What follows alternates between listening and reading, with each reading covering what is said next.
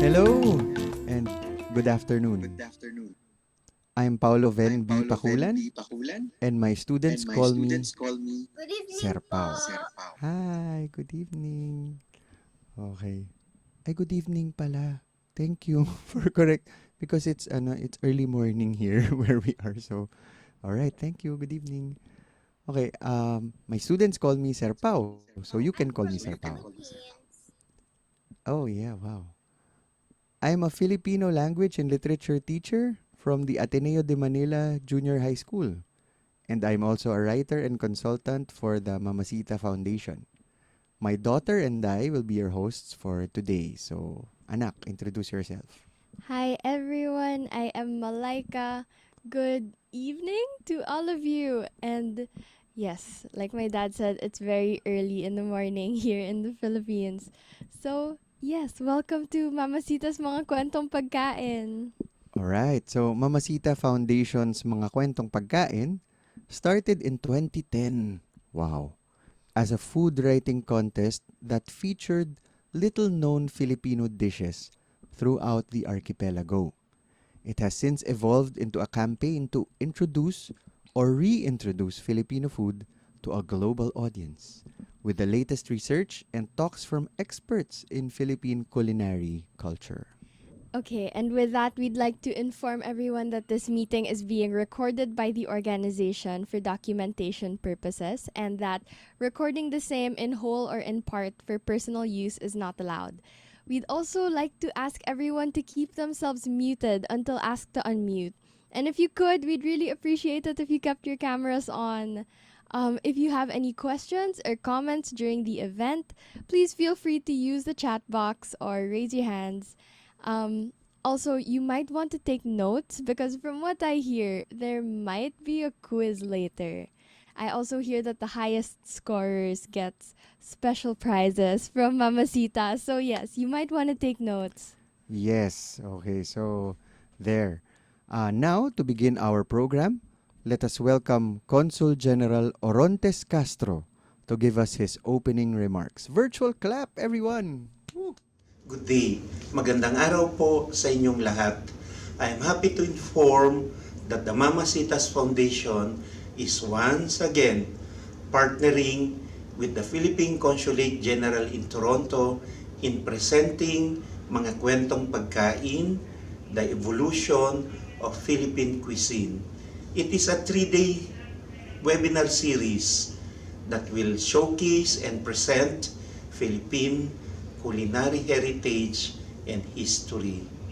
I take this opportunity of especially thanking the Mamacita's Foundation and the Toronto Catholic District School Board, headed by the Honorable Angela Kennedy, the Director of Education, Dr. Brendan Brown, and our very own trustee Filipino-Canadian Gary Tanuan, and one of the principals in the TCDSB schools, Principal Flores, for allowing the young students, not only the Filipino-Canadian students, but also the Canadian students of TCDSB schools to participate, to view, and to follow through the 3-day webinar series.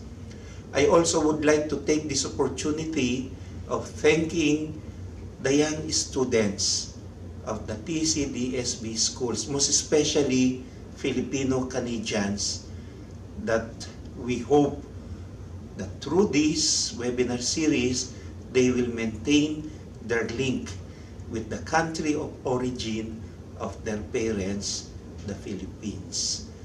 Once again, to our viewers, participants, and other registrants of this 3-day webinar series sponsored by the Mamacita's Foundation, welcome and enjoy. And I hope you will follow through the 3-day webinar series. Maraming salamat po. At on this happy occasion of the 124th anniversary of Philippine Independence and Filipino Heritage Month. Mabuhay po kayong lahat. Thank you very much, Consul General Orontes Castro. Okay, for today, our topic is what our ancestors ate. We'll be showing you a few videos which were made especially for this topic, featuring experts who have generously agreed to share their expertise with us. So here is our first video entitled Food of Our Ancestors.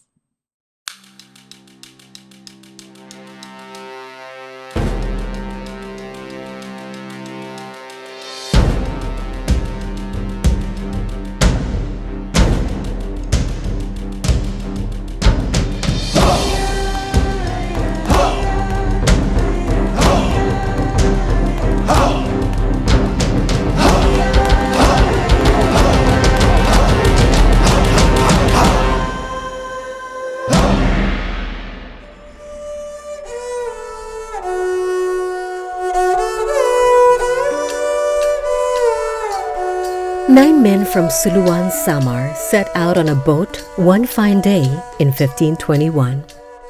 From a distance, they spot three foreign ships near Homonhon Island. Are they friends or foes? The Suluans approach them and show signs of joy. They are welcomed by Ferdinand Magellan, who has just become the first European to cross the Pacific Ocean from South America. As a sign of peaceful intentions, the Suluans give fish, coconuts, uraka palm wine, and varieties of bananas. So went the first meal between the Filipinos and the Spaniards, who were on their way to the Spice Islands south of Mindanao. It showed the innate generosity of the natives because they went and saw a ship full of people and armed, but they noticed that they were hungry, so they took the trouble of going back and getting food to be given to the people on the ship. The Suluans showed Magellan and his crew that food was a Filipino way to welcome guests. It was a sign that the islanders wanted peace. That natural Filipino character of, sharing if you have. It's an innate Filipino character that we have. Yung kakainin mo na lang, bibigay mo pa. Yung mga ganon. While there is no historical records of cooked foods in 1521, simple dishes like binicol and sinakugan could have existed already even before the Spaniards came along. Sinakugan was one of their early dishes, I suppose, that they offered. It's a combination of two kinds of rice, glutinous and ordinary rice. It's combined and cooked with coconut milk and salt. And then you eat it doused with thick chocolate. So they eat dried fish with it. When a relative comes, a friend comes to your house or only passes by your house, the first question is, have you eaten? When we entertain, we always offer the best fruits available, the best seafoods available, the best meat. That's part of our character, that when we offer something, we offer the best. Higara. It is the liking to eat in the company of others. The Suluans practiced higara, which would probably explain why they didn't hesitate to dine with people they just met. For Filipinos, foods can be gifts meant to be shared and enjoyed in the company of others. They value foods because they bring comfort, caring, and show concern for others. These are traits Filipinos are proud of and seek to continue. Sustaining the country's food supply is of utmost importance because food remains the Filipino way to express hospitality and kindness.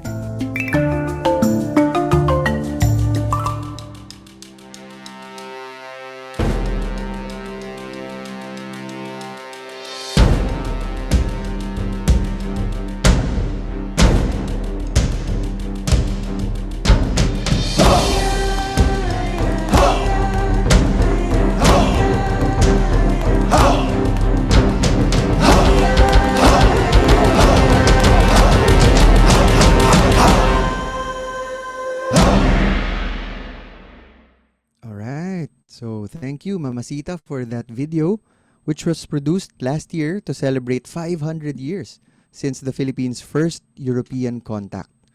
Please write your reactions, comments, and questions in the chat box as we move on to the next part. So please also feel free to answer the questions that you see in the chat box if you can answer them. We always learn from each other in these mga kwentong pagkain webinars. Okay, this next video features prominent food historian and mga kwentong pagkain mainstay, Miss Feliz Prudente Santa Maria. Let's play the video. The first published story about what ancestral Filipinos ate was written by Antonio Pigafetta in 1521. He was a young man, likely in his 20s, on a Spanish voyage of discovery that made history, much as what astronauts do today.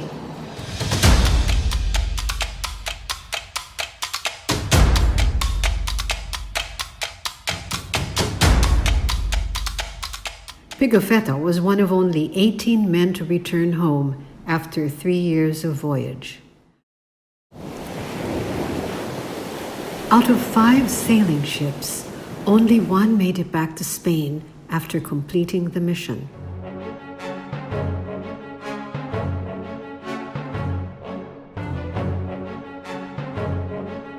The 18 men were the first persons to sail around the world. The Philippines is the northernmost archipelago of insular Southeast Asia. The region includes Borneo, Sumatra, Java, the Spice Islands, and reaches all the way to Timor at the edge of the South Sea.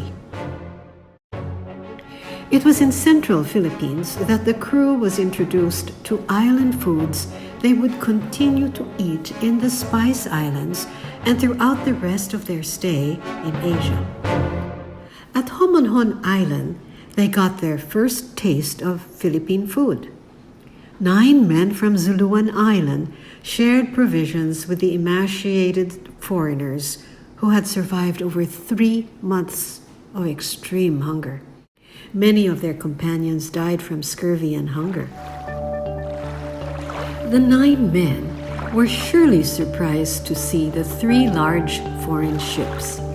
They bravely approached the Armada's Captain General, Ferdinand Magellan, who was on the beach caring for his sick. Showing signs of friendliness, the Zuluans gave what they could from their provisions: raw fish, 2 coconuts, 1 jar of Urraca palm wine, and bananas of different sizes. Pigafetta wrote that 1 banana was even 22 centimeters, about 8.5 inches long. Others were smaller and delicate. Food was the first gift Filipino ancestors gave the Spanish explorers. Magellan invited the Zuluans for a meal. Maybe it had pig that the Spanish had hunted on the island. Magellan gave the Zuluans red caps, mirrors, combs, boccasin textile, and other gifts. The Zuluans returned as they had promised 4 days later. Among the important supplies they brought was rice. The earliest evidence of rice in the Philippines is around 3,500 years old. Pigafetta saw rice cooked in an earthen pot, as was done in Spain, and in a bamboo tube, as is done throughout insular Asia. He also saw rice cakes that were wrapped in leaves. Rice was among the ship's provisions when it left Seville in 1519. Throughout their time in island Southeast Asia, rice cooked in water would be their cereal. There was neither wheat nor bread in the region. Pigafetta marveled at the coconut because it had many uses. As a food, it could be eaten young, the buko. Mature, it was made into coconut milk.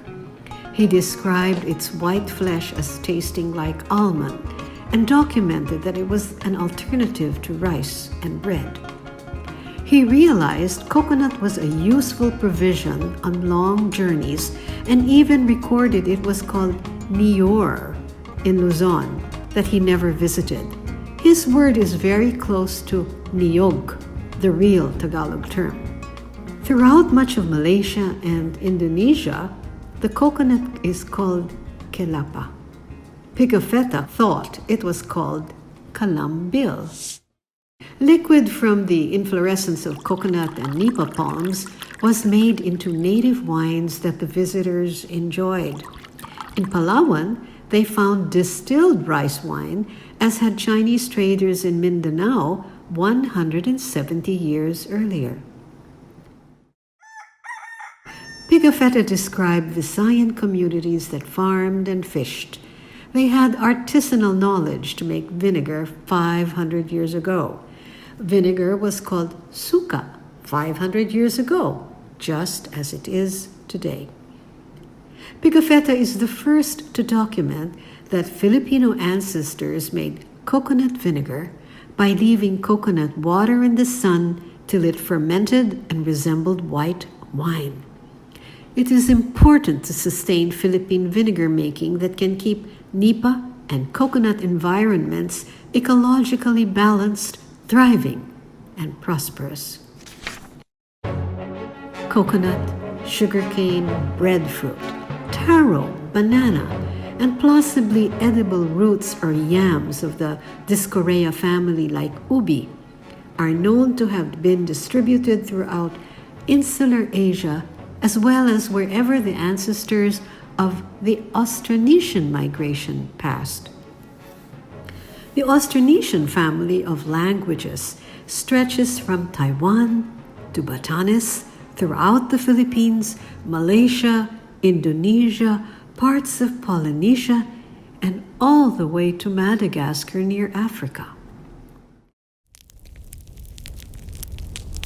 On Good Friday of 1521, Pigafetta and his crewmates ate dorado fish, also known as mahi-mahi.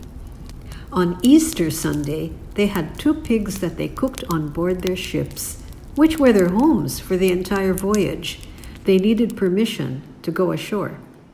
In addition to pork, goat and chicken were domesticated under houses in Cebu. The all-meat meal was the prestige meal there. In Borneo and in one of the Spice Islands, Tidor, where they gathered highly prized clove that they brought back to Spain. Pigafetta documents that in 1521, Visayans cooked turtle eggs to serve with palm wine. Pork in broth accompanied by rice. Fish in broth accompanied by rice. Roast fish accompanied by freshly harvested raw ginger and rice. Other meats eaten were goat and chicken. They had tabon eggs and meat of a large bat. In other parts of Southeast Asia, they found deer, buffalo, and duck. Also, wild cucumber, Asian melon, guava, and Javanese almond. The story of Antonio Pigafetta in 1521, during the first sail around the world, begins the history of Philippine food and beverage. He records for posterity not only what was eaten and what could serve as provisions on a long journey, but that food security was important to ancestral Filipinos, that they welcomed guests with food, that they fed the hungry, and that they valued the happiness every meal brings.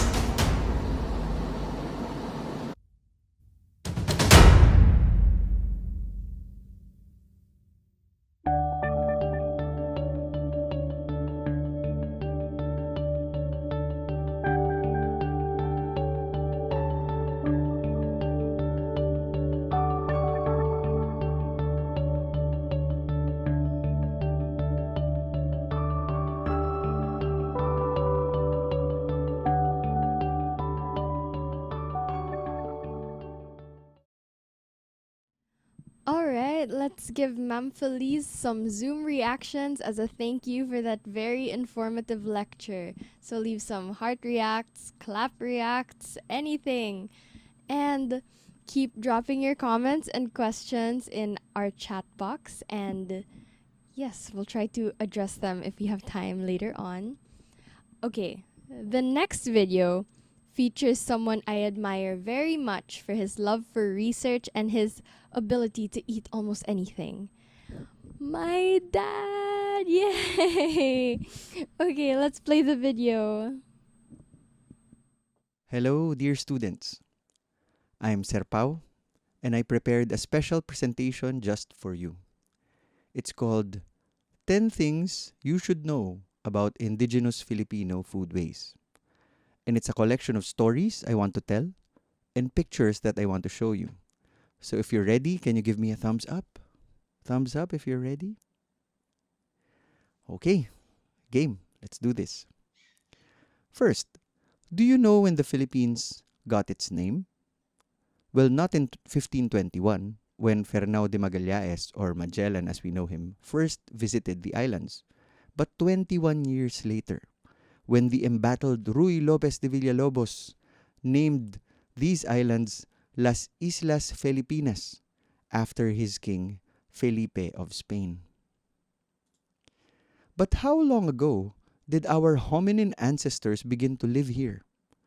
Well, just a few years ago in 2019, archaeologists found the remains of a new species of human they called Homo luzonensis, just 7 meters below the surface of a cave in Callao, Cagayan province. It was dated to have been here 67,000 years ago.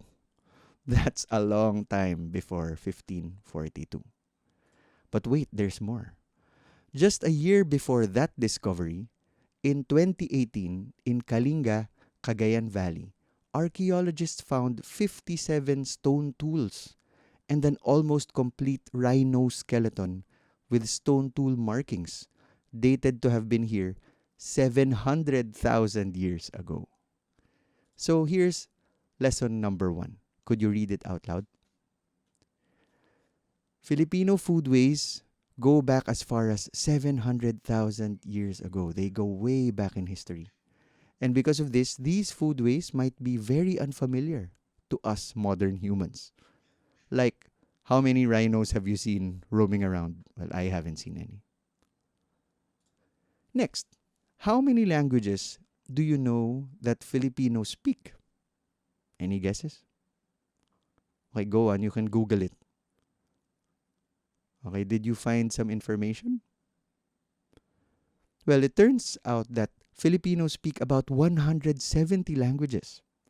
And the Philippine Institute for Development Studies counts 180 ethnic groups in just this country. That's 180 distinct cultures. So lesson number 2, please read. Indigenous Filipino foodways are diverse. And it is very difficult to peg one of those 180 cultures as the standard. Okay, so we have many, many different Filipino cultures and therefore many, many different Filipino foodways. Proof of this is a personal story.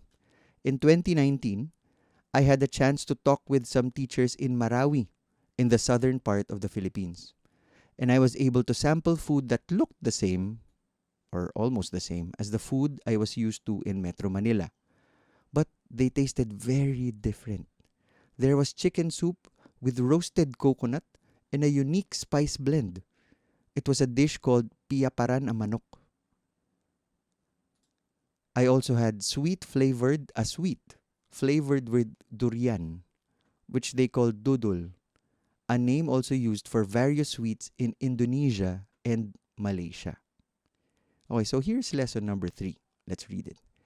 Indigenous Filipino foodways are shared with our Asian neighbors. Okay, so one of the main things we share in Southeast Asia, of course, is a love for rice. In Tagalog alone, the Tagalog language, the word rice has these equivalents. Palay, for rice plant. Bigas, rice grain. Kanin, steamed rice. Tutong, burned rice. Sinangag, fried rice. Malagkit, sticky rice. Bahaw, leftover rice. And pinipig, pounded rice. There's a lot more. How many varieties of rice can you name? Off the top of my head, I can say sinandoming, denorado, malagkit, jasmine, Japanese rice, basmati. But did you know that in 1751, a Jesuit missionary priest named Juan Delgado had already counted 93 rice varieties and said that there were many more? Many of these rice varieties have been passed on from generation to generation. But sadly, farming these heirloom rice varieties has grown out of style for many. Thankfully, the Mamacita Foundation, along with the Department of Agriculture and the International Rice Research Institute, started the Heirloom Grains Project, which supports farmers of these varieties. If you're lucky, you can sample these through their heirloom rice champorado packs. Of course, we don't just make champorado with our rice. In fact, before the Spanish galleons brought Mexican chocolate to our shores, we probably had a different rice porridge. But rice also gives us all the different variations of puto or rice cakes. Do you like that? And suman, of course, sticky rice in banana leaves. Foods which were also mentioned in Pigafetta's account of his 1521 visit. So, lesson number 4. We love our rice. Indigenous Filipinos love rice always. Another thing we love is coconut. We use the sap of its flowers to make vinegar called sukang tuba. We open up the young fruit for buko juice and its firm meat. When it gets a bit older, called gumaan by the Dumagats, the shredded meat is perfect for puto and suman, they say. Niyog or shredded mature coconut is a major ingredient in Philippine cooking. Squeezed to produce gata or coconut cream. Toasted or burned as in Maranao and Tausug cooking. If you toast it enough, it also produces coconut oil for frying and even health and beautification. These are technologies we learned from our ancestors, experimenting on a tree which grew in abundance in these islands. So, lesson number 5. Please read. Indigenous Filipinos use coconut for many, many things. So, in general, do you see where indigenous Filipinos get their food? So, this is lesson number 6. Let's read it. Indigenous food was what was readily available in the environment. Okay, they traded, of course, but they mostly got food from what was right there in front of them. A quick rundown of some other foods mentioned in Spanish accounts includes dawa or millet, gabi or taro, ube and other yams, saging or banana, sago from the sago palm. There was seafood, fish, of course. They ate birds that were available and other land animals.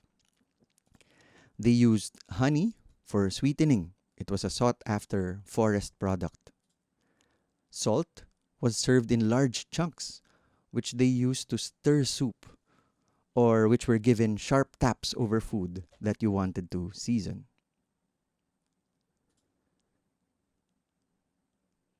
Okay, so how did indigenous Filipinos cook? William Henry Scott in Barangay lists the following cooking methods they used. There was sinaing or steamed, nilaga boiled, inihaw roasted, tinapa smoked, tuyo dried, or daing sun-dried. There were more, but these were what he listed. So lesson number 7 is, please read, Indigenous Filipino cooking is a craft. It has many painstaking and detailed methods for bringing out the best flavors and for food preservation. And some Filipinos still follow these traditions until now. And how did they partake of all that yummy cooked food? Scott and food historian Doreen Fernandez describe an indigenous Filipino meal as eaten on a low table or floor, covered with banana leaves, of course. Tubers and rice were simply steamed. Salt, ginger, and spices were served on the side. And after the feast, there was gakas, or food to take home. So lesson number 8 is, please read, meals were already kanin, rice, ulam, viand, and sausawan, dipping sauce. So it already followed that pattern. And even then, taking food home from the feast was already a practice. Do you notice that until now among Filipinos? For our last 2 lessons, I'd like to focus on the values inherent in indigenous Filipino foodways. For this, let me tell you about the few days I spent with an Aita community in the mountains of Pampanga. I don't recognize the guy in the middle anymore, the one in glasses, but I recognize the shirt. So that was me way back when I was in college. And that was my Aita host family. For one of our first meals, our host, whom everyone called Kapitana, was cooking beef tapa. I was hungry from the long journey and was excited to eat. But when she finished cooking, she got half of our meager portion and went out of the house. I followed her and saw that she was sharing it with our next door neighbors. So lesson number 9 is this. Please read. Filipinos share their food. Do you see this practiced until now? So let me tell you one last story about my stay there. The next morning, I went with them to gather bamboo and banana hearts for selling. We went over several hills to get to the place where it was good to harvest. And I wanted to get a lot to help them earn more. I was surprised that our host himself passed over many banana hearts he could have taken. When I asked why, he said, "Those are for the ones who will come after." So this is lesson number 10. Please read. Indigenous Filipinos get just enough food. They don't get more than they need. They leave it for nature and they leave it for their community. I hope you like the stories and the pictures. And we hope that through this seminar, you not only keep alive our indigenous culinary knowledge, but also remember our Filipino values, which, if lived out, might bring us back to our roots as good people, together in community, living in balance with nature. Maraming salamat. Thank you very much. You can reach me at this email. Wow, that's such a good talk, Dad. Good job. I like my hair better in that video. Yeah. All right. So, thank you, anak. Mana ako sa'yo. Okay, so let's read some comments. Or do we have questions? Okay. Oh, raised hand. A raised hand. All right. So, yes, Eileen. Ma'am Eileen. Hello, hi Sir Pao and Malika. Thank you for your presentation so far. Quick question. I just wanted to know, could you just clarify what you mean by indigenous here? I think it would just help to, yeah, could you just explain or define who are the indigenous that you're referring to? Thank you. All right. Thank you, Eileen. So, I think when we talk about indigenous foodways, we're talking about pre-Hispanic, maybe, if that's a convenient way of thinking about it. But of course, our records are many of them are because of the Spaniards, because of the colonizers, like we can call them. So it was the colonial records that show what was eaten at that time. But because of archaeology, we can also go back, as I said, about 700,000 years ago, to what the inhabitants of the Philippine Islands. It's hard. It's hard to use words like Filipino and indigenous, as you have noticed, because we weren't called Filipinos until the time of Rizal.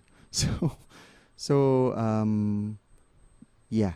So I hope that clarified a bit. So we're trying to look at the base. We can talk about the base, which is connected to Asia, and which was existing before European contact. So maybe I hope that clarified things a bit, Ma'am Eileen. All Thank right. you. Okay, thank you. So we're also seeing comments here. Malay, maybe you can read some of them. Okay, Bernadette Boris says, so proud of us. Me too. That story was very, very nice. Didn't I And- ever tell you that story? Okay. Sige. All right. Okay, so indigenous ways are similar in many ways. They share, they take what they need for the day, and only what they need for the day. So, thank you very much. All right. Before we end, we just have a few announcements. Yes. Okay, so firstly, Fun Philippines Toronto Street Festival will be happening on July 23 and 24, 2022 at Little Manila Bathurst Street, corner Wilson Avenue, North York, Toronto. So this event is organized by the Philippine Legacy and Cultural Alliance, and everyone is welcome. There is no entrance fee, so you can just drop by and look around. When you're there, be sure to take part in Mamacita's sampling and selling activities. So they will be featuring dishes made with Mamacita's oyster sauce and barbecue marinade, which sounds so good. So yes, again, be sure to drop by Little Manila for Fun Philippines Toronto Street Festival on July 23 and 24. I'm getting hungry. I don't know if it's the time or all this talk. So, raise your hand if you're getting hungry because of all this talk about food. All right. So, secondly, we mentioned earlier that mga kwentong pagkain started as a contest. Okay, so we see some raised hands here. Well, it's still ongoing. The contest is still ongoing. The details are flashed on the screen for those who want to share their Filipino food stories and to join our advocacy. Okay, so you can use your phones to scan the QR codes that we see here. All right.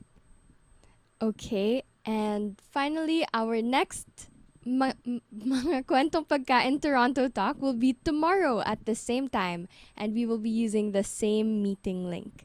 So, yeah, that's it for today. See you all again tomorrow. Paalam. Hanggang sa muli.